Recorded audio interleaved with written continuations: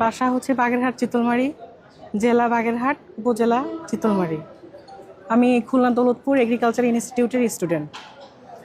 আমি হচ্ছে আমার 4 তারিখে বিয়ে হয়েছে অমিতের সাথে, আমার হাজব্যান্ড। তাদের সাথে হচ্ছে আমাদের মানে রিলেটিভ, তারা হচ্ছে আমাদের রিলেটিভ সম্পর্কে।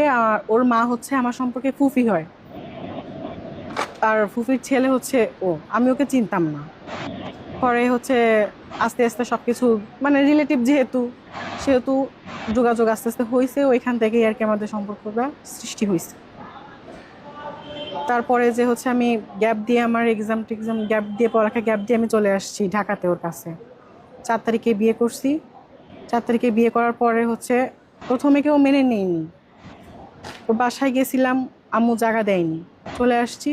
তারপরে হচ্ছে আমরা কিছুদিন যাবৎ বাহিরে ছিলাম, অনেক কষ্টে ছিলাম। তারপরে হচ্ছে আমাদের কাছে ওর আব্বু মোহাম্মদ হাবিবুর রহমান ফোন দিয়েছিলেন যে বাবা তুই আয় এখানে, এইভাবে বলছে।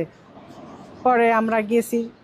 আমি তো ভয় পাইছিলাম প্রথমে যে তাকে কোনো কিছু মারে বা ধরে নাকি, এইসব বিষয়ে প্রথমেতে যাইতে চাইনি। তারপরেও সাহস নিয়ে গিয়েছি, হাত পা ধরছি যে এমনি যে আব্বু যা আবার হয়েছে, আমরা তো একটা ভুল করে ফেলছি, সম্মান দিয়েই কথা বলি সবসময়, যেহেতু আমার বাবাই তো।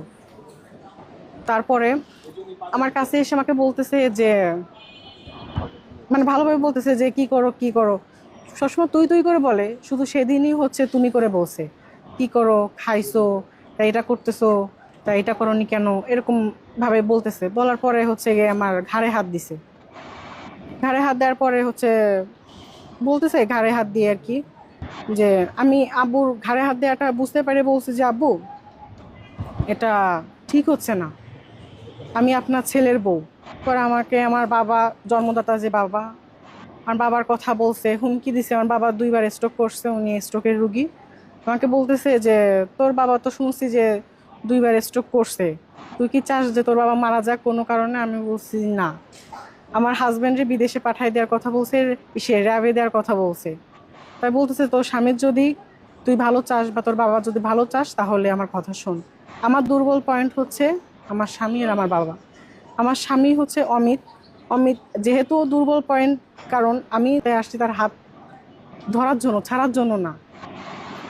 সেহেতু দুর্বল পয়েন্ট ওইটাই, যে আমি তো তার হাত ছাড়বো না কখনো। আর তাকে যেহেতু র্যাবে দেবে বা বিদেশে পাঠাই দেবে, এই ভয়ভীতি দেখে আমাকেও বলছে যে তোকেও মেরে ফেলবো তুই যদি এরকম কোনো কিছু বলিস অমিতের কাছে।